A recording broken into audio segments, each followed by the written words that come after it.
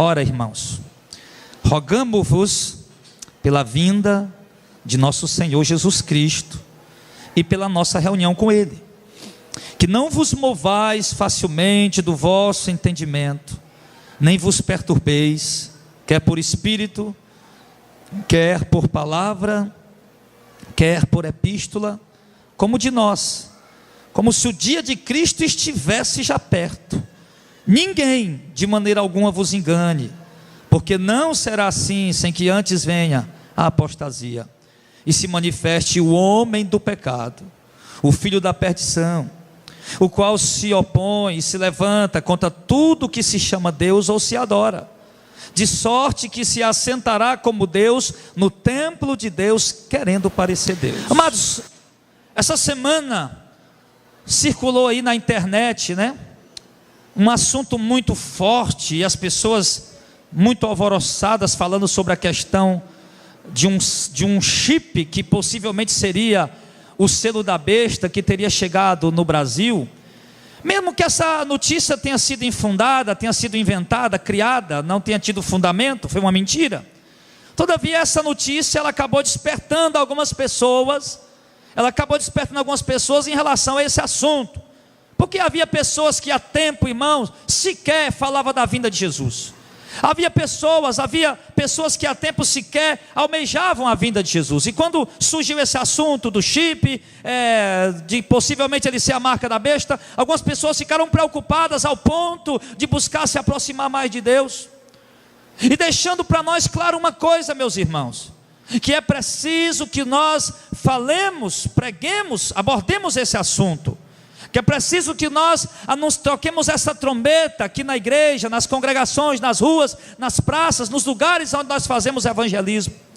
Porque de fato, meu irmão, mesmo que, repito, a notícia do chip era uma mentira mentirosa, mas um fato bíblico, uma profecia verdadeira, é que com certeza o anticristo irá se manifestar. O apóstolo João é um dos que mais fala sobre ele. João chega de fato a falar abertamente que nós ouvimos falar que vem o anticristo. E João chega a dizer que muitos se fizeram anticristo, aqueles que se opõem a Cristo. Mas haverá um anticristo que se oporá duramente contra a obra de Cristo. E nós estamos aqui diante desse texto de 2 Tessalonicenses, no capítulo de número 2, onde o apóstolo Paulo ouviu um alvoroço na cidade de Tessalônica, mais precisamente no meio da igreja. Havia surgido ali uma notícia, uma doutrina, ou algumas pessoas no meio da igreja dizendo que Cristo já havia voltado, dizendo que Cristo já havia vindo. Surgiram também entre a igreja alguns que chegaram a dizer também, obviamente, que se Cristo veio, a ressurreição dos mortos já aconteceu. Porque quando Cristo vier para arrebatar a sua igreja, a ressurreição dos mortos acontecerá no mesmo instante. Alguns segundos antes do arrebatamento, a ressurreição dos mortos acontecerá, e os que estiverem vivos em Cristo, crentes, se unirão aos crentes que ressuscitaram e subirão a encontrar o Senhor nos ares, que é chamado pela Bíblia Sagrada de o raptus da igreja, o arrebatamento da igreja. Então esse momento acontecerá, o arrebatamento, e é um momento desejado, um momento ansiado, um momento que nós desejamos muito. A gente sente isso, que isso está guardado no nosso coração. Tanto é que quando nós cantamos louvores que anunciam a vida de Cristo, a nossa alma pula dentro de nós, o nosso coração vibra, o nosso espírito se debate de alegria, porque há dentro do coração da igreja, embora esteja morto na vida de alguns, embora esteja apagado na vida de alguns, mas há dentro de nós essa esperança e esse desejo. Mas nós precisamos entender, irmão, que antes que se cumpra este dia glorioso, pode ligar, Ulisses, antes que se cumpra este momento glorioso, esse momento maravilhoso em que nós seremos tirados daqui e deixaremos este torrão ao léu, é preciso nós entendermos que haverão alguns sinais. E era exatamente isso que Paulo estava avisando para aquela igreja. Por que estão falando por aí, irmão, de um arrebatamento secreto? Parece até que era alguma coisa que começou a surgir naquele tempo também. Claro que essa doutrina nós sabemos que ela foi criada no ano de 1830 por dois teólogos, O teólogo John Nelson Darby, E o Scofield, outro teólogo Scofield. Mas enfim, essa teologia ela foi sistematizada. Mas aqui na igreja de Tessalônica parece até que essa heresia já estava começando a ser inventada por alguém. Poxa vida, o arrebatamento já aconteceu e ninguém viu. O arrebatamento já aconteceu, a igreja já subiu e nós ficamos. E estava tendo um alvoroço ali no meio da igreja de Coríntio, meu irmão. Aliás, no meio da igreja de Tessalônica. E Paulo, para sossegar o coração dos irmãos, para tranquilizar o coração dos irmãos, o apóstolo Paulo chega a dizer: olha, o arrebatamento não aconteceu. O arrebatamento não aconteceu, porque de modo nenhum o arrebatamento acontecerá. De modo algum Cristo arrebatará a sua igreja sem que primeiro aconteça a apostasia e se manifeste o anticristo. Então Paulo está dizendo para aquele irmão: olha, amados irmãos, vocês fiquem tranquilos. Vocês não precisam ficar alvoroçados, porque para que o arrebatamento venha a acontecer, amados, é preciso que antes o anticristo se manifeste. E outra, no momento do arrebatamento, irmão, não vai ser aquela coisa que o arrebatamento aconteceu agora, eu vou dar conta com a semana na frente. Não, as escrituras é muito clara, tanto em Apocalipse capítulo 7, como em Mateus capítulo 24, e muitas outras passagens que diz que quando Cristo vier para arrebatar a sua igreja, o sol escurecerá, a lua não dará sua luz, as estrelas cairão do firmamento, sim, e então verá no céu o sinal do Filho do Homem, vindo com poder e grande glória para arrebatar a sua igreja. Será um evento visível, um evento notório, onde todos darão conta do evento que está acontecendo. Então não era motivo para a igreja de Tessalônica estar ali alvoroçada. Não era motivo para aquelas pessoas estarem ali perturbadas, porque eles conheciam as profecias. Eles conheciam, mas sabe, irmãos, quando surge alguma heresia no meio da igreja, isso acaba de fato afetando e abalando a fé de alguns irmãos. Por mais que os irmãos conheciam os sinais da vinda de Cristo, sabiam que mediante a vinda de Cristo era preciso o sol escurecer, como eu falei, era preciso algumas estrelas cair do firmamento, era preciso acontecer algum terremoto, era preciso haver escuridão na terra e todos ver Jesus na nuvem do céu para buscar a sua igreja. Mas quando surge uma heresia, alguém anunciando uma heresia em nome de Jesus, ele acaba confundindo a mente dos irmãos. E as pessoas acabam pensando: poxa vida, como é que é? Jesus já veio buscar a igreja, já aconteceu o arrebatamento? Ou não veio buscar a igreja, ainda não aconteceu o arrebatamento? E isso estava acontecendo no meio da igreja. E Paulo tomou notícia desse acontecimento, desse alvoroço que estava lá dentro da igreja de Tessalônica. E Paulo escreve para aquela igreja, dando a eles um sinal muito importante, que era necessário que o anticristo se manifestasse. Era necessário que o anticristo se levantasse. E esse anticristo, o próprio nome já diz, é porque ele se opõe a Cristo. Ele se opõe à igreja de Cristo. Ele se opõe à pessoa de Cristo. Ele é anticristo por quê? Porque ele tenta ofuscar a imagem de Cristo e dizer que ele mesmo é o Cristo. Por isso ele é o anticristo. O texto diz que ele vai ser tão petulante e arrogante, que ele vai se assentar, ele se opõe contra tudo que se chama Deus, e vai se assentar como Deus no templo de Deus, querendo parecer Deus. Então ele vai querer tomar a imagem do Messias. Ele vai querer dizer para as pessoas que o Jesus que veio há 2000 anos atrás não era o Messias. Ele vai querer dizer para as pessoas, aliás, essa vai ser uma das principais mensagens dele, porque ele vai fazer uma coisa que Jesus não fez quando veio. Ele vai trazer paz para a terra. E Jesus não veio para trazer paz, veio para trazer espada, como disse o Senhor. Mas o reino de paz do nosso Senhor já está estabelecido e vai se manifestar no tempo certo, e isso por toda a eternidade. Porém, a paz que o anticristo vai fazer é uma paz passageira, é uma paz para enganar, para iludir as pessoas. Então ele vai fazer algumas coisas que Jesus não fez, para poder paparicar as pessoas, adular as pessoas, bajular as pessoas, ganhar a confiança das pessoas. E Jesus não trabalhou dessa forma. Jesus ele entregou a mensagem do arrependimento. Jesus entregou a mensagem da conversão. Disse ao pecador que se arrependesse. Disse à prostituta que abandonasse a prostituição. Disse ao viciado que abandonasse o vício. Disse o mentiroso que abandonasse a mentira. Disse o ladrão que abandonasse o roubo. E Jesus chamou as pessoas a uma transformação de vida. Mas o anticristo não.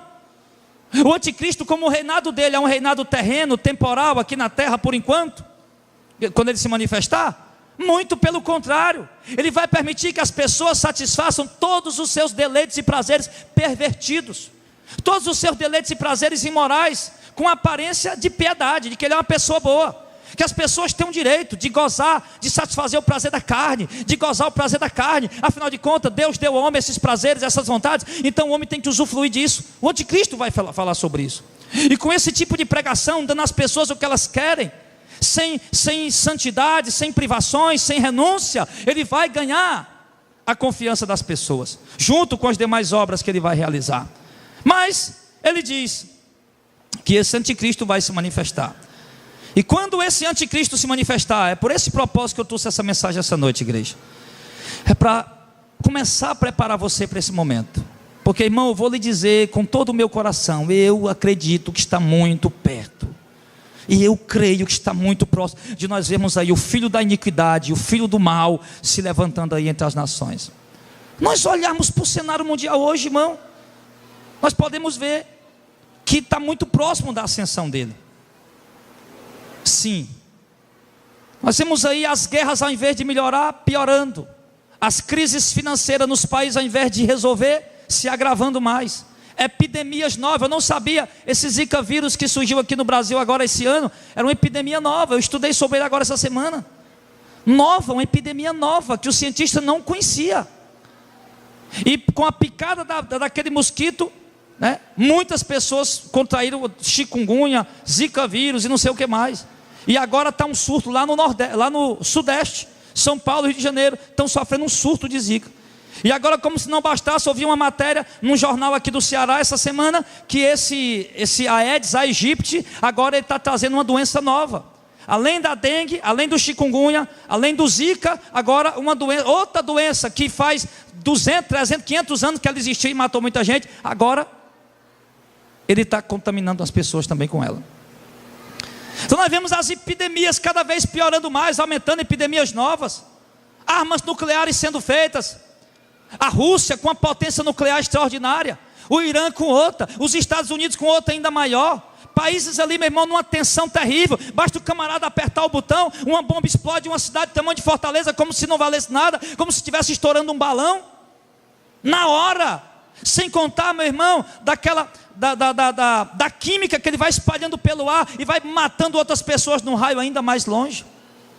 Que o pior da bomba atômica não é a explosão do momento, que destrói uma cidade do tamanho de Fortaleza. O pior é o que vem depois, é o que ela vai soltar, os gases mortais, a química que ela vai soltar e matar ainda mais milhares e milhares de pessoas. Então nós vemos um mundo vivendo à beira do caos.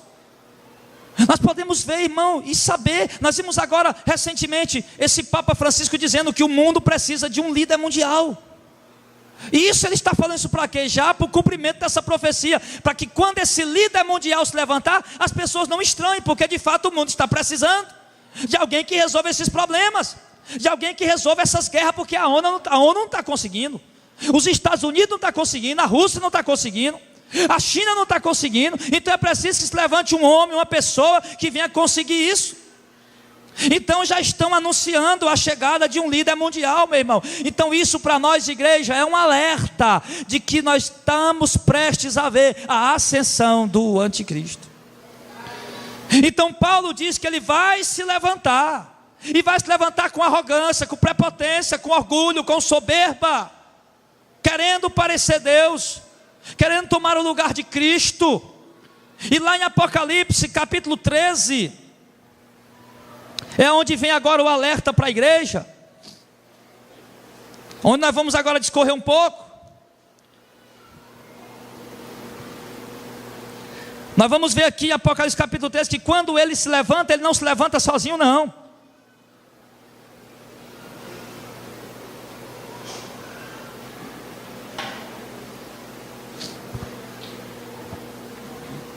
Encontre aí.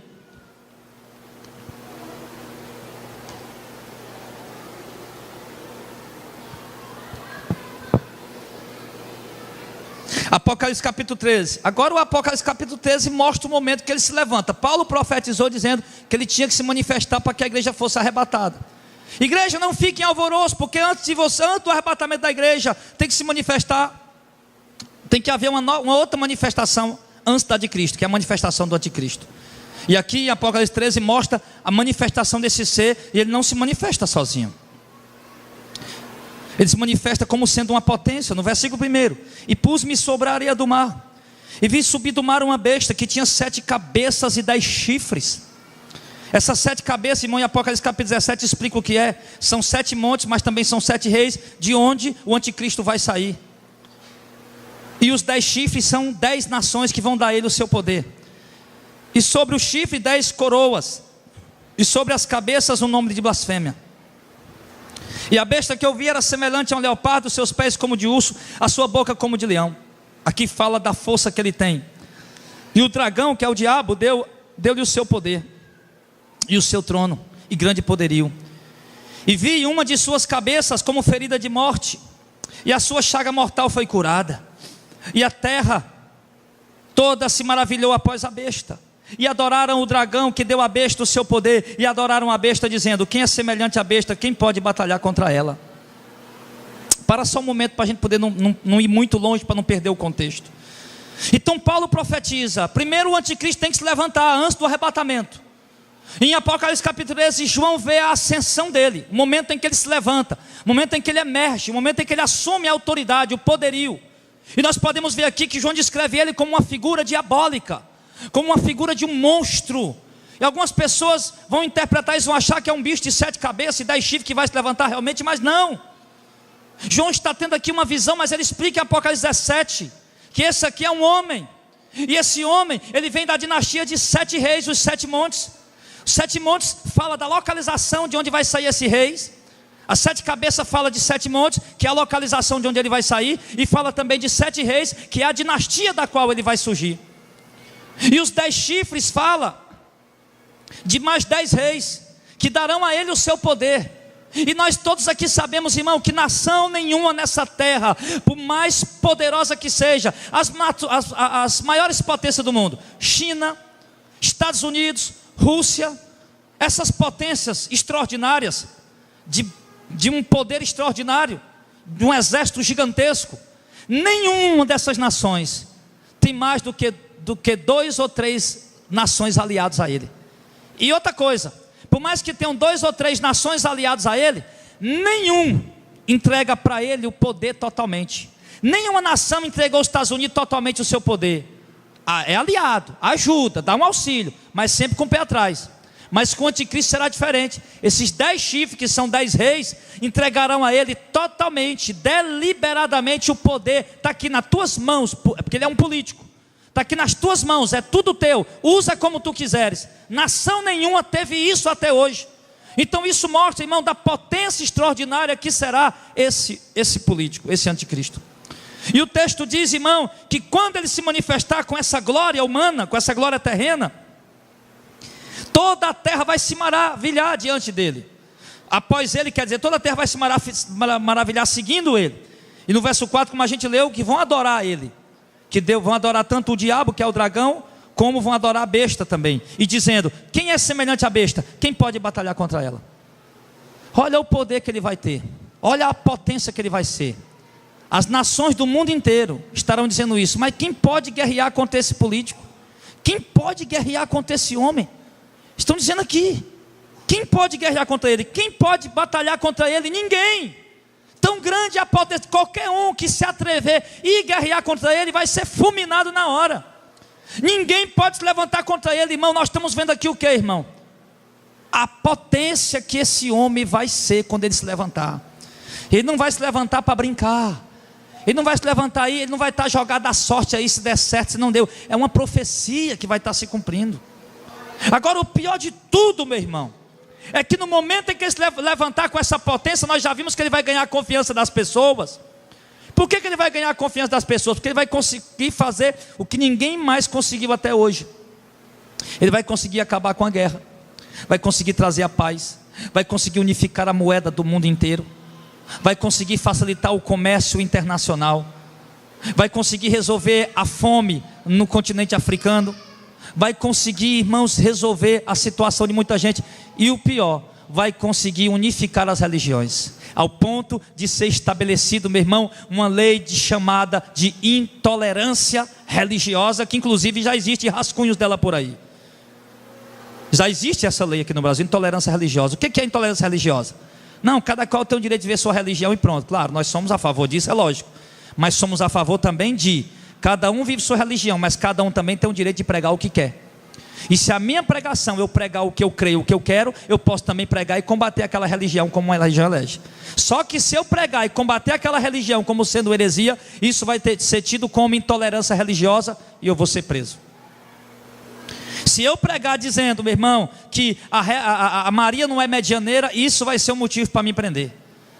Se eu pregar dizendo que esses pastores estão enganando o povo com dízimo por obrigação e com envelopes consagrados com promessa de riqueza, isso vai ser tido como uma acusação, como um crime, para que eu possa ser preso. E talvez alguns vão achar muito bom, né? Não me ver mais no púlpito pregando. Vocês eu acho que não sei, né? Mas enfim, então irmão, ele vai conseguir unificar as religiões.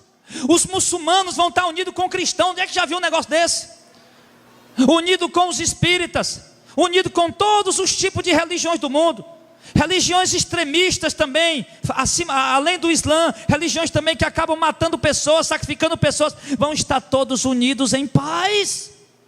Ninguém conseguiu isso. Então esse homem vai ganhar a confiança das pessoas, porque agora não, todo mundo está vendo sua religião, e embora tenha a diferença de crença, de fé, de doutrina, mas ninguém diz nada com ninguém, cada qual fica na sua. E é isso que ele vai conseguir.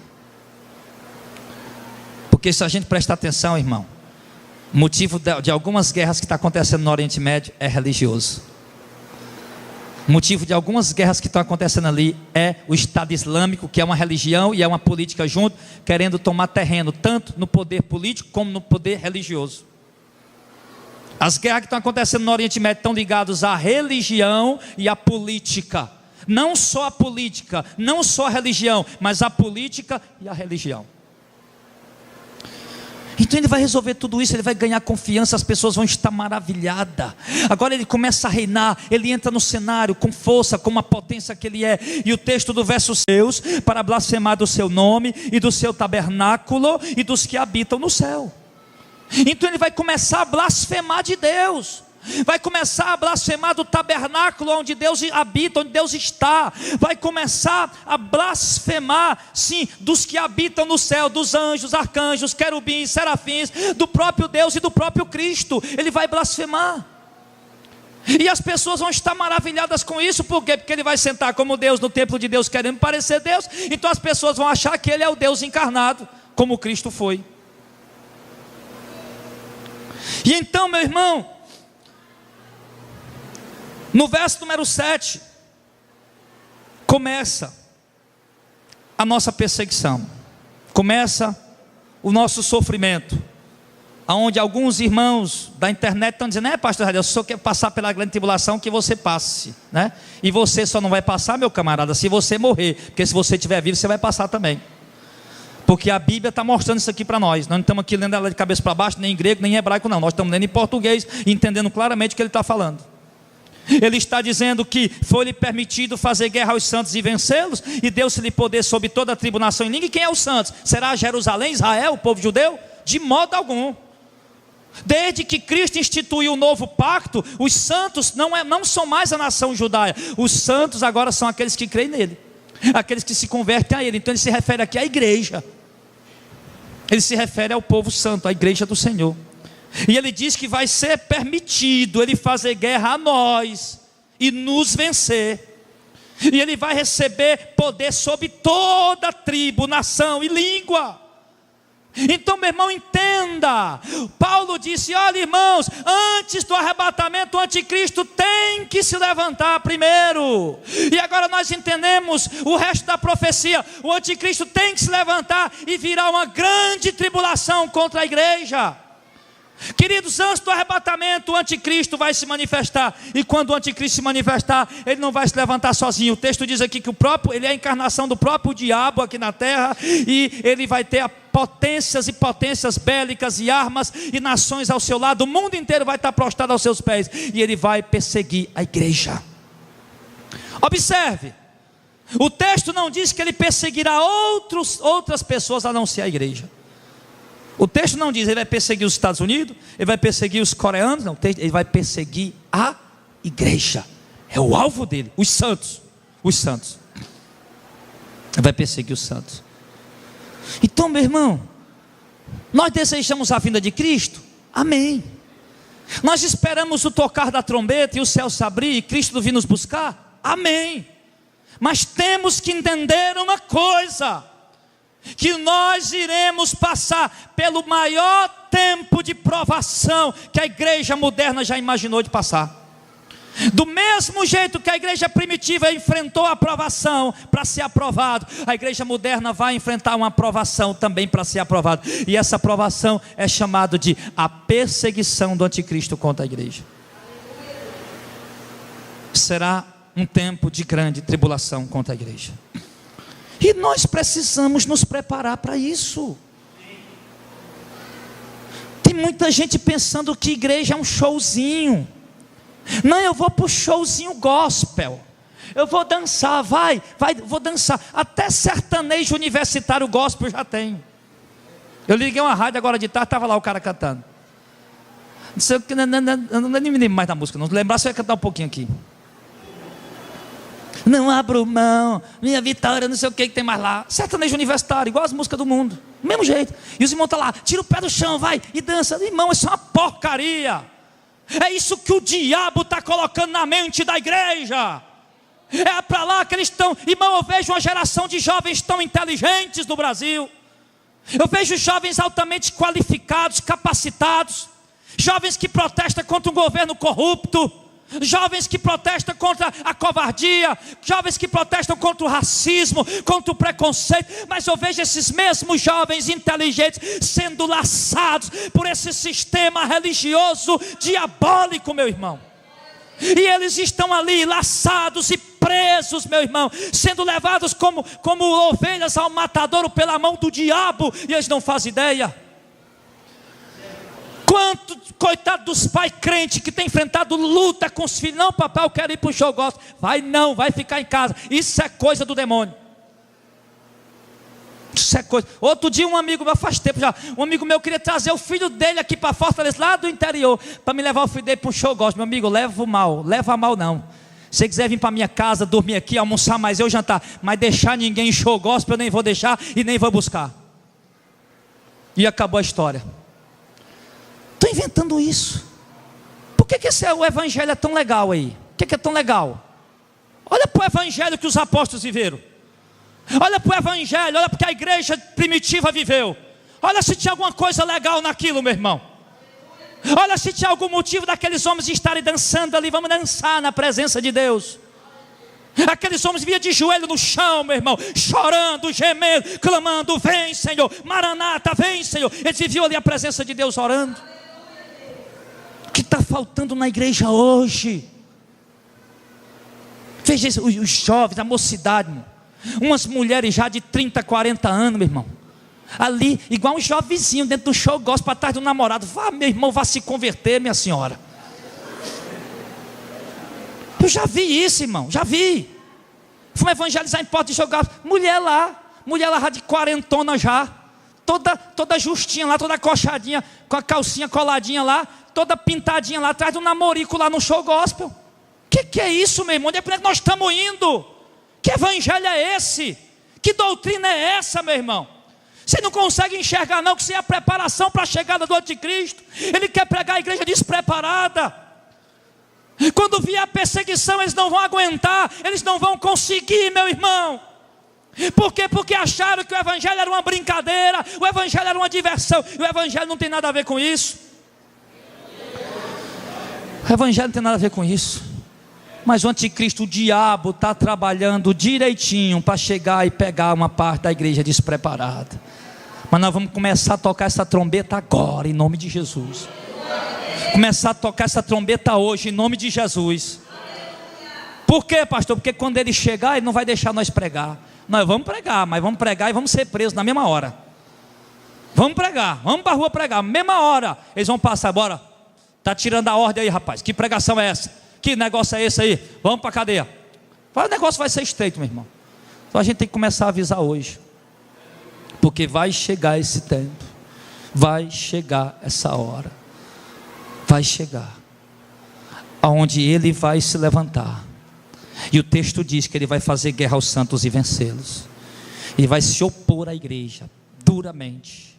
Ele vai criar leis. que vão impedir o evangelho ser pregado. Ele vai criar leis, irmãos, leis com a finalidade de que alguém for pego pregando o evangelho vai ser tido como um crime, vai ser tido como um rebelde, vai ser tido como alguém que está tirando a ordem, está tirando a paz. E vai criar leis assim. E ele vai perseguir a igreja e fazer guerra aos santos e vencê-lo. Então, meu irmão, vai ser um tempo difícil. Vai ser um tempo de guerra. Vai ser um tempo de sofrimento, de dor. E nós não vamos poder fazer nada. O texto diz aqui, Deus está permitindo, vai ser permitido fazer guerra aos santos e vencê-lo. Vai ser permitido fazer guerra aos santos e vencê-lo. Deus vai permitir fazer guerra aos santos e vencê-lo. Nossas orações não vão poder reverter essa situação. Vai ser igualzinho o momento quando Cristo estava lá para ir para a cruz do Calvário. Pai, passa de mim esse cálice, mas não pode, já está determinado, já está predestinado, já está escrito, não pode passar esse cálice. Você tem que beber e depois faça a sua vontade, Senhor, mas me dê força para suportar. E o Pai deu força, Ele suportou. Vai ser assim conosco.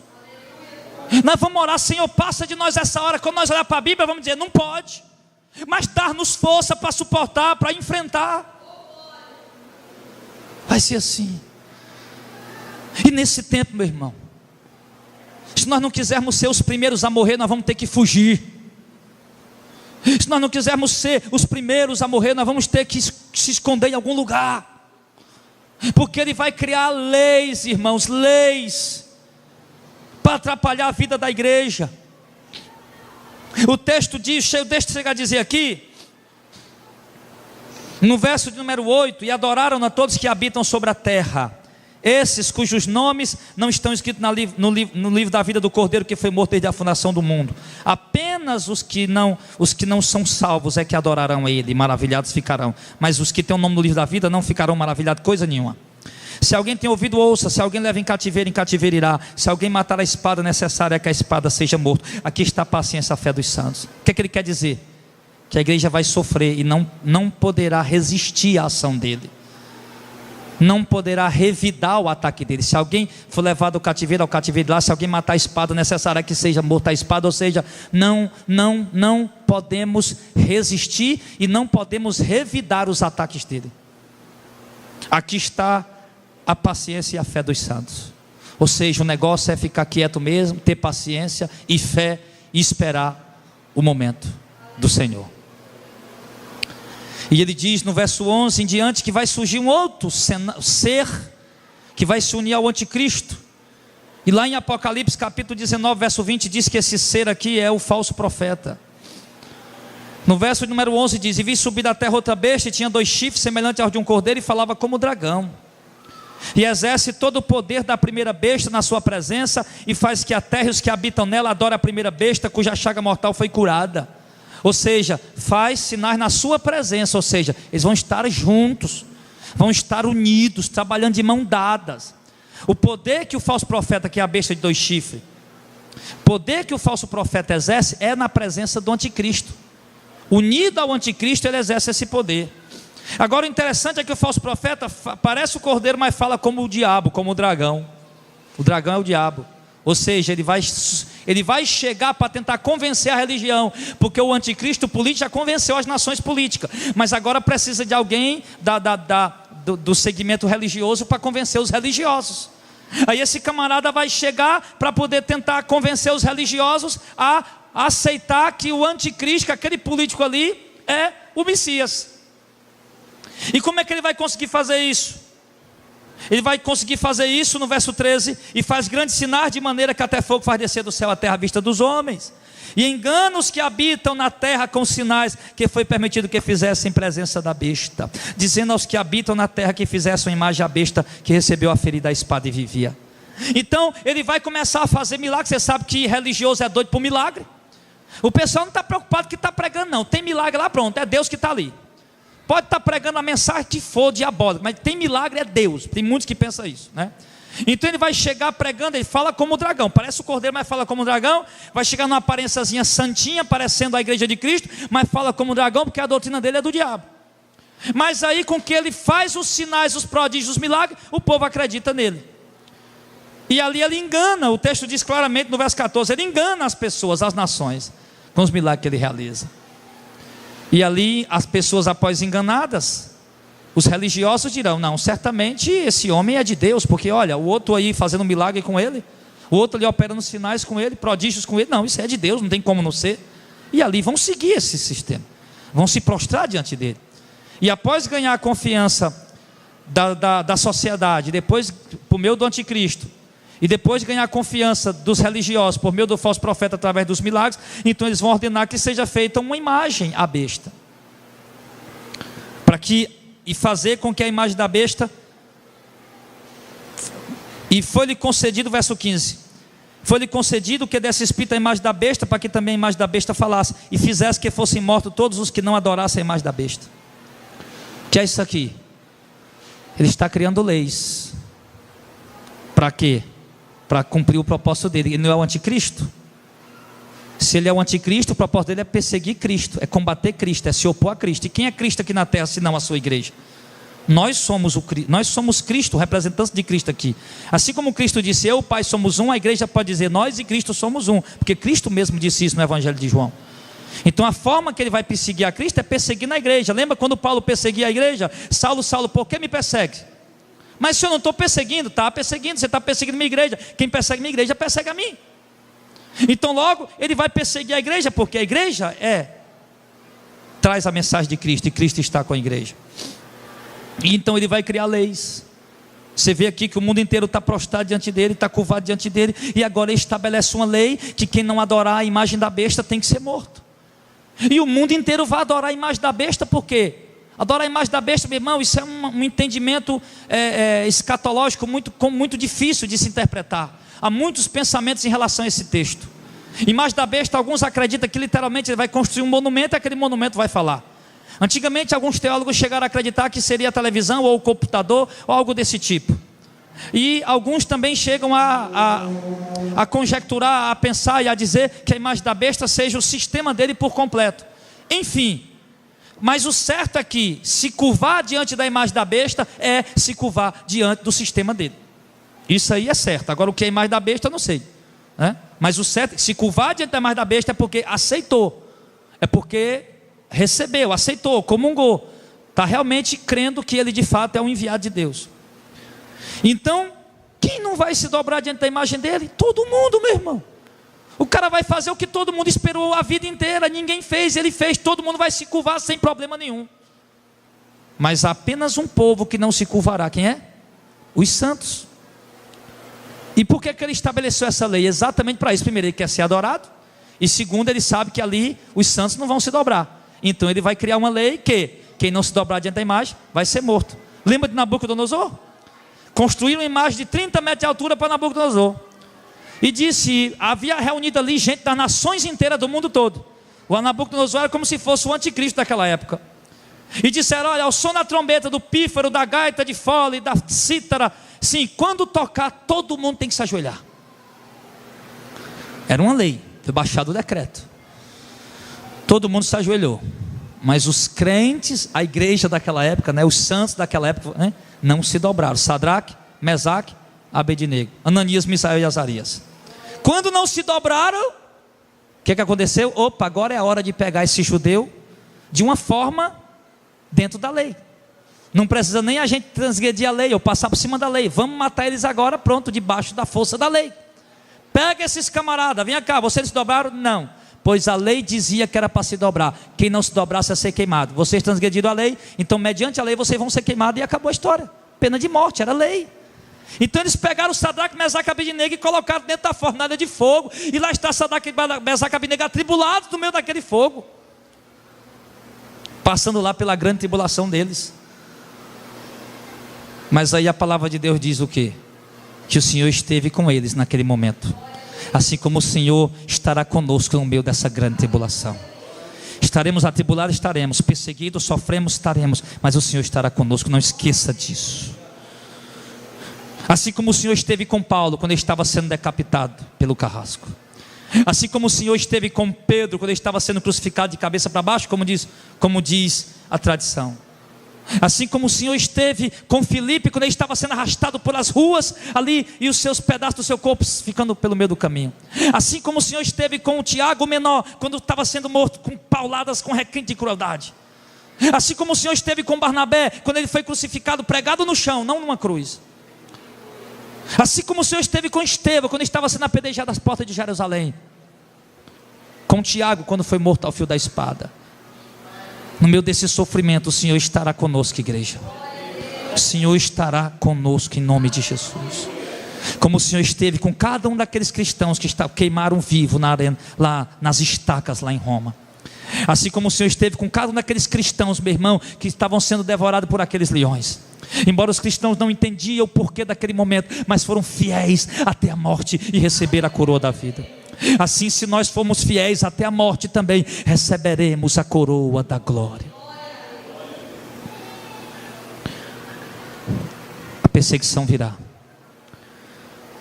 Pregar isso, irmão, não é sensacionalismo. A igreja precisa ser alertada. Nós não podemos, irmãos, ficar aí despercebidos com tudo que está acontecendo em nossa volta. Se nós não alertarmos a igreja quanto a essa perseguição que virá, ela vai chegar e nós não vamos estar preparados. Como diz um pregador que eu admiro a pregação dele, ele diz: eu prefiro me preparar para passar por uma grande tribulação, mesmo que eu esteja errado e o arrebatamento aconteça antes, do que eu estar despreparado e vir a grande tribulação e eu não estar preparado. Então, do mesmo jeito eu digo, eu repito as palavras dele: eu prefiro me preparar e saber que essa grande tribulação vai chegar, do que ficar despercebido achando que não vamos passar por esse momento. Então ele diz aqui, então vai ser criado leis.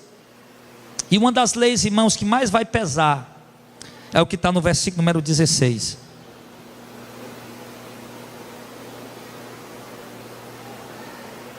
E faz que a todos, pequenos e grandes, ricos e pobres, livres e servos, lhe seja posto um sinal na mão direita ou na testa, para que ninguém possa comprar ou vender, senão aquele que tiver o sinal, ou o nome da besta, ou o número do seu nome. Aqui há sabedoria. Aquele que tem entendimento calcula o número da besta, porque é número de homem, e o seu número é 666. 666. O anjo falava para João isso. Mas quando o anjo disse que é número de homem, ele está se referindo, então não está querendo dizer que o cálculo daquele número vai apontar para o número de um homem, como a maioria de nós crê assim. É número de homem, então somando aqui, calculando o número dele, calculando o número dele, certamente vai dar o número de alguém. Eu quero lhe dizer que o número 66, por exemplo, o número do Nero, né, do imperador Nero César, calculado deu 666. O número do Hitler calculado deu 666. O número de outros homens aí que pisaram na terra, que mataram muita gente, deu 666. Então quer dizer que o anticristo já passou? Alguns agora fizeram um cálculo aí alguns anos atrás, deu o nome do João Paulo II, né, do Papa João Paulo II, deu o nome dele. Então, meu irmão, entenda, se não estamos conseguindo calcular para entender quem é, tudo bem, seria importante calcular, e seria muito importante, e eu creio que na hora certa Deus vai dar essa revelação, esse entendimento. Mas o importante agora é saber o quê? É saber que ele, ao se levantar, nós vamos poder reconhecê-lo, porque é um homem que vai assumir o governo das nações, que vai ter poder de 10 nações em sua mão, um homem que vai unificar a política, que vai acabar com a guerra, que vai trazer a paz, que vai unificar as religiões, um homem que vai fazer coisas extraordinárias, e o mundo vai estar prostrado diante dele, e a gente faz há muitos anos que a gente não vê isso acontecer no mundo. Então vai ser fácil para nós identificar, não vamos ter dificuldade com isso, não vamos saber que é ele. Agora, quando chega aqui o momento que ele começa a criar leis para perseguir a igreja, ele implanta aqui mais uma lei, que é essa lei que chama aqui de o selo da besta, ou sinal da besta, ou o número do seu nome, ele diz que vai ser implantado na mão direita ou na testa. E ele diz que esse selo da besta não está ligado ao sistema de saúde, não é uma coisa que está ligada a outra coisa, senão a movimentação financeira. O texto é claro em dizer que ninguém pode comprar nem vender se não tiver esse selo. Então o que é isso? Os cristãos estão fugindo para não morrer, porque não adoraram a imagem da besta. Estão perseguindo os cristãos. Estão fugindo. Mas vão ter que sair em algum momento para comprar comida. Não, eles vão ter que sair em algum momento, eles têm que comer. Sem comer ninguém vive. Então pronto. Eles vão chegar no mercado em algum lugar, roubar, cristão não rouba. Então eles vão se surpreender. Só come, só compra quem tem o selo. Aí é onde ele vai conseguir, encontrar muitos de nós. E alguns vão entrar em desespero. Por quê? Porque vai faltar pão. Seu emprego, para você receber o seu salário, você vai ter que ser o selo da besta. Os empresários, para poder movimentar os seus empreendimentos, vão ter que ter o selo da besta. Ninguém pode comprar nem vender. As pessoas, para poder andar no seu carro e botar gasolina, tem que ter o selo da besta. Para comprar uma rapadura, tem que ter o selo da besta. Ninguém pode comprar nada, uma garrafinha d'água dessa aqui, se não tiver o selo da besta. Então é um pente fino, meu irmão, para perseguir a igreja. É um pente fino. Mas nesse momento, neste exato momento em que ele implanta esse sistema único de moeda, com a promessa de quê? A promessa dele é o quê? Resolver o problema financeiro do mundo, acabar com a miséria, com a fome, com a desigualdade social, com os roubos, assaltos, a violência. Sim, acabando o dinheiro também, acaba o tráfico, acaba as drogas. Ninguém vai estar dando moeda para drogado tendo o selo da besta. Como é que vai estar dando uma moeda no sinal para o cara sustentar o vício com selo? Não tem como. Não tem como. Então assim vai acabando as drogas, acabando o vício, acabando essas coisas. A proposta dele é essa. Mas me diga, o anticristo está preocupado em fazer bem a ninguém, meu irmão? Ele quer apenas selar aquelas pessoas como sendo propriedade para ele. Esse selo tem dois propósitos pelo menos: selar as pessoas que vão ser propriedade dele, assim como nós somos selados com o Espírito Santo, somos propriedade de Deus. Aquele vai ser o selo do anticristo.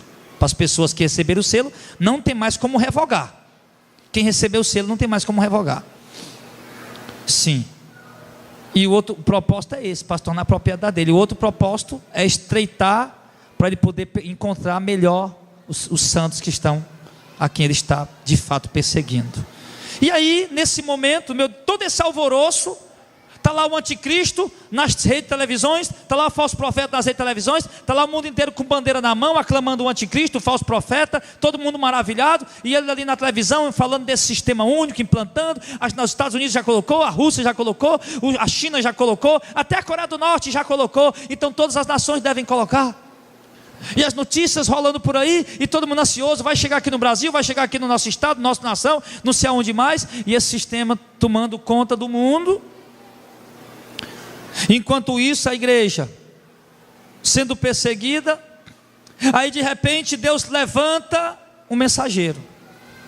No capítulo 14, no versículo número 9, um mensageiro que vai alertar aquelas pessoas, que é a sua igreja, a igreja de Cristo, que vai alertar as pessoas.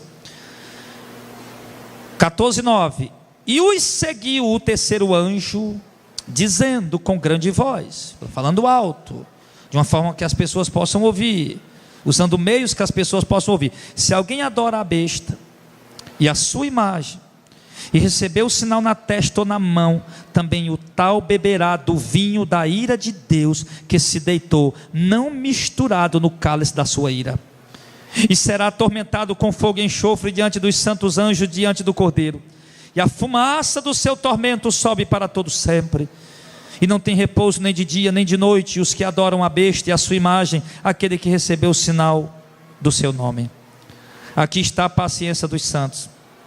Aqui estão os que guardam os mandamentos de Deus e a fé em Jesus. Você vê no verso 12 que os santos ainda estão aqui.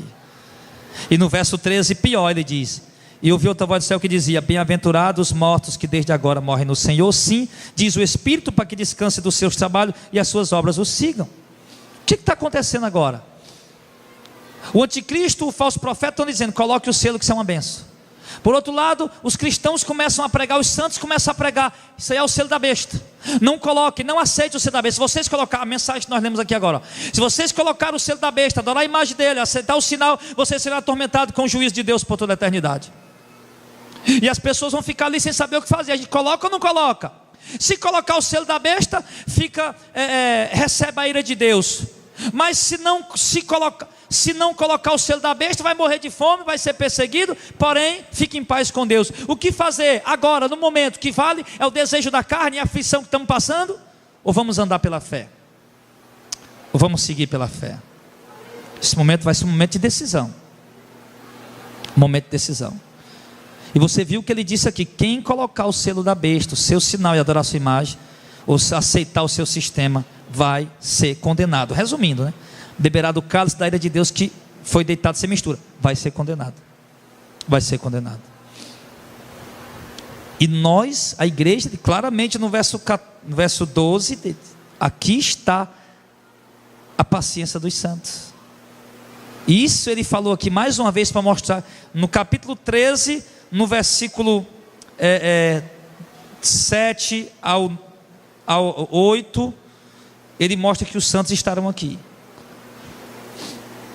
Aliás, do versículo 7 ao 10. E no capítulo 14, no verso 12 e 13, ele mostra que os santos ainda estarão aqui.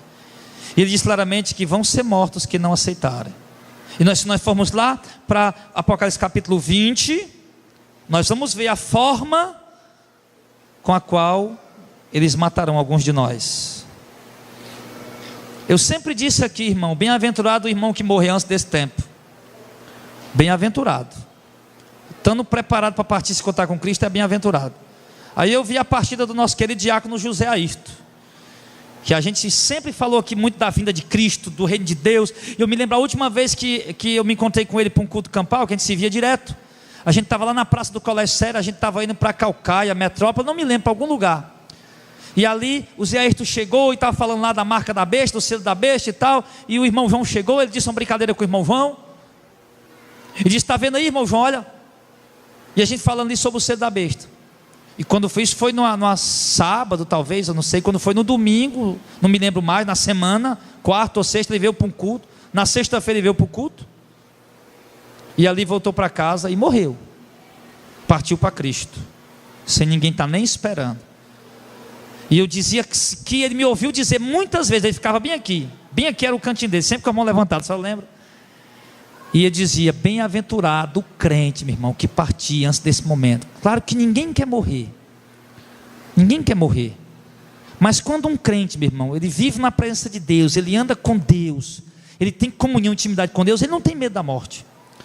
Ele tem a consciência, ele sabe que se ele partir vai ser melhor para ele. Mas o que mais nos preocupa, irmão, diante dessa perseguição, são nossos filhos, nossas famílias. Por isso que Paulo dizia para os cristãos daquela época: eu digo para vocês, fiquem solteiros. Tem lá em Romanos, né? 1 Coríntios 7, né?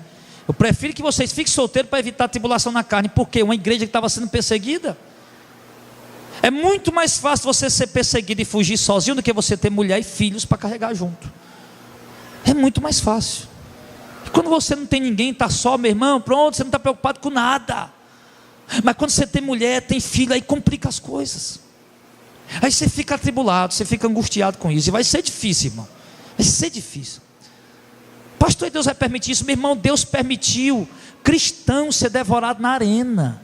Bebezinho, crianças, irmão, serem comida por leões. Leões. Algumas mulheres levavam, ia com as suas crianças, ia com tudo, mulher, marido, filho, menina, ia tudo, e o leão comia tudo, meu irmão. E Deus permitiu isso. E Deus permitiu porque Ele é mau. O que é isso, meu irmão? Um irmão uma vez falou para mim: pastor, por que Deus não muda isso? Meu irmão, nós soubesse a metade da glória celeste, nós entender porque que Deus permite isso.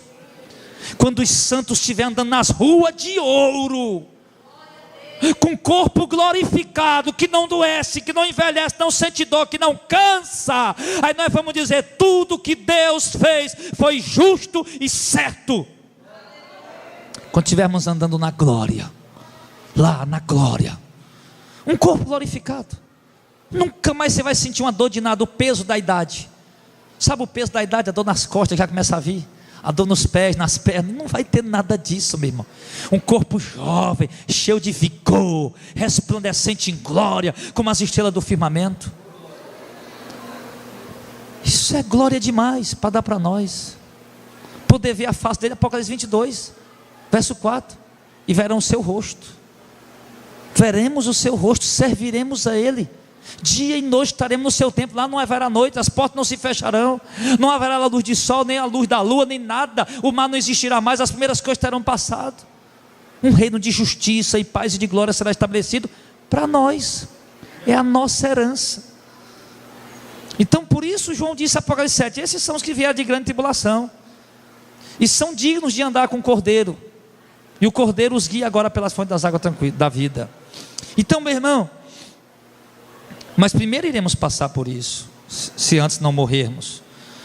No versículo de número Apocalipse 20, verso 1: e vi descer do céu um anjo, que tinha a chave do abismo e uma grande cadeia na sua mão. Ele prendeu o dragão, a antiga serpente, que é o diabo e Satanás. Então, se você ouvir no Apocalipse falar de dragão ou serpente, ele está se referindo ao diabo. E amarrou por 1000 anos, e lançou-o no abismo, e ali o encerrou, e pôs selo sobre ele, para que mais não engane as nações, até que os 1000 anos se acabem. E depois importa que seja solto por um pouco de tempo. E vi os tronos, e assentaram-se sobre eles aquele a quem foi dado o poder de julgar. E vi as almas daqueles que foram degolados pelo testemunho de Jesus e pela palavra de Deus, e que não adoraram a besta nem a sua imagem, e não receberam o sinal na testa nem na mão, e viveram e reinaram com Cristo durante 1000 anos. Mas os outros mortos não reviveram até que os 1000 anos se acabaram. Esta é a primeira ressurreição.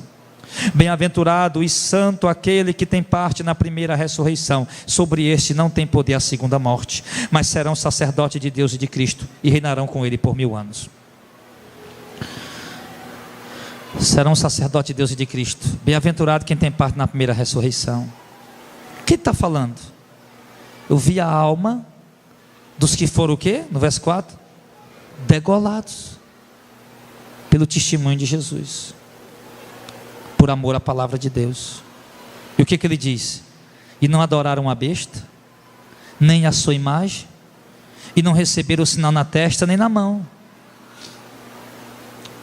Quer dizer, estando aqui, não amaram a sua vida até a morte, preferiram ser fiéis ao Messias, preferiram ser fiéis à palavra de Deus, foram degolados, mortos, assassinados friamente, igual João no cárcere. João não fazia ideia que ia morrer naquele dia. Está lá Salomé dançando, aquela prostituta, e aquele prostituto do Herodes ali, bêbado, que na hora dessa deve estar ardendo lá no inferno, esperando a ressurreição dele.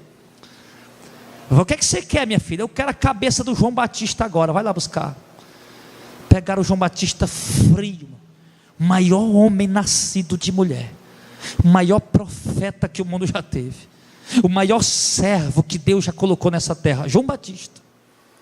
Foram lá friamente, com a faca, 2 homens provavelmente, um para segurar, o outro para degolar. E ali Simão tem o seu pescoço cortado, friamente. João tem o seu corpo cortado, friamente. E ali João é assassinado. Quando eles cortam o pescoço de João, eles quebram o osso e levam a cabeça de João num prato, degolado, por amor ao testemunho, por amor à palavra de Deus. Sim. E o texto diz que no final dos tempos, com a perseguição do anticristo, alguns de nós também seremos degolados, fuzilados. Irmão, eu vou lhe dizer uma coisa, né? Que é muito melhor uma morte por fuzilamento do que uma morte por degolação. Porque um tiro na cabeça, a pessoa não sente nada, nem vê. ele apaga ali, não dá conta de mais nada. E degolado não, ele vê até a última gota dele sendo derramado. Lá em Apocalipse, capítulo de número 6, deixa eu ver se é.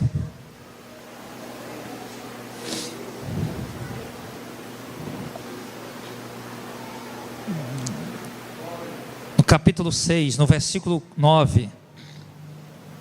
E havendo aberto o quinto selo, vi debaixo do altar uma dos que foram mortos por amor da palavra de Deus e por amor do testemunho que deram. E clamavam com grande voz, dizendo: até quando, ó verdadeiro e santo dominador, não julgas e vingas o nosso sangue dos que habitam sobre a terra? E a cada um foi dado uma veste comprida, uma veste branca, e foi-lhe dito que repousasse ainda um pouco de tempo, até que também se completasse o número dos seus conservos e seus irmãos, que haviam de ser mortos como eles foram. Mortos como eles foram como? Por amor à palavra de Deus. Eles estão aqui, vi a alma dos que foram mortos por amor à palavra de Deus. Então as escrituras falam, meu irmão, que há um número que precisa ser completado. Se o número das pessoas que vão ser mortas por amor à palavra de Deus for 1 milhão, então tem que completar isso 1 milhão. E pelo que nós vemos hoje, isso aqui é uma visão que João teve há 2000 anos atrás, e pelo que nós vemos hoje, esse número ainda não se completou. Porque vira e mexe, nós vemos notícia ali que cristãos estão sendo degolados e mortos e fuzilados. E ainda temos essa profecia da ascensão do anticristo, que ainda vai perseguir cristãos e matá-los e degolá-los, como nós vimos aqui agora em Apocalipse 20, em Apocalipse 13, em Apocalipse 14 e em Apocalipse 7. Então ele vai perseguir cristãos e matar, degolar, fuzilar. E isso para quê? Para que se complete o número dos que tem que morrer como os primeiros morreram. E então nesse período, nesse tempo que a Bíblia diz que vai ser dado a ele poder por 42 meses, 3 anos e meio. Então quando ele estiver dominando por esse período, por esse tempo, a igreja sofrendo essa grande tribulação, perseguição, o que é que vai acontecer então? Quando se completa o número dos escolhidos, no meio da grande tribulação que a igreja vai sofrer, no meio da grande perseguição que a igreja vai sofrer, aí quando se completa o número dos escolhidos, exatamente nesse tempo, aí chega a hora, aí chega o momento, o grande dia. Aí de repente, no meio dessa grande tribulação, dessa grande perseguição, um momento que nem sabe o dia nem a hora, de repente o céu escurece, um terremoto, os grandes fogem para as cavernas, caiam sobre nós e nos escondam da ira daquele que vem sobre o seu trono, porque é chegado o grande dia da sua ira.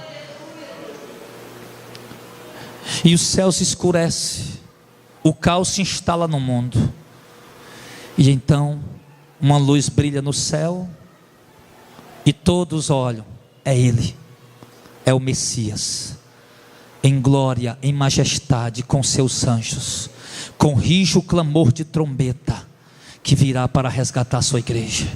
E a igreja que na terra dirá: é por Ele que nós esperávamos, é a Ele que nós aguardávamos, foi por Ele que nós suportamos o sofrimento, foi por Ele que nós aguentamos até aqui. Aí está Ele, vem Ele, e Ele dá ordem, e a igreja sobe, não abrir e fechar de olhos.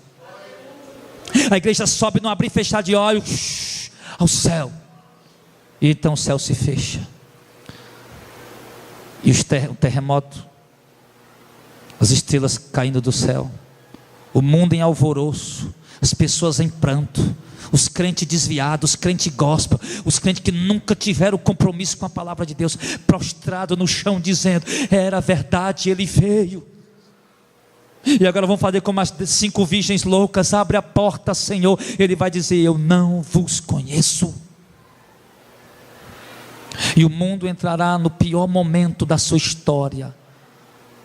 Apocalipse 15 e Apocalipse 16 será derramada as 7 taças após a saída da igreja. E o mundo sofrerá o caos, doenças, terremotos de proporções gigantescas, não só na China, mas no Brasil e no mundo inteiro. Terremotos ao ponto, chega a dizer em Apocalipse 16, que ilhas vão desaparecer por causa dos tsunamis, que cidades inteiras vão ruir por causa dos grandes terremotos. Mas enquanto isso, a igreja perseguida, os crentes que foram fiéis estarão reinando com o Senhor lá na glória, por 1000 anos garantido. E depois dos 1000 anos, Satanás é solto, o Senhor prende Satanás, o julgamento acontece, Ele joga no lago de fogo, sentencia os que estão mortos, que não ressuscitaram na primeira ressurreição, e ali estabelece o seu reino com a sua igreja para reinar para todos sempre. A perseguição virá, mas a glória virá em seguida. A perseguição virá, a tribulação virá, o sofrimento virá, mas a glória acompanhará todos esse sofrimento, aquele que suportar. Então, meu irmão, não é um mar de rosa. Sabe esses crentes mimados do pré-tribulacionismo? Não vamos passar. Que deixa de ser mimado, rapaz. Tu fica aí com essa teologia de triunfalismo, esse negócio de pré-tribulacionismo. Vai passar sim, meu filho. Vai passar e se prepara, porque isso está perto de acontecer. Então, igreja, desperta, acorda, se santifica, busca a Deus, ora. Jesus disse: vigiai e orai para que estejam prontos. Sem vigiar e orar, nós não teremos força para suportar por nada disso. Vamos ficar de pé em nome de Jesus.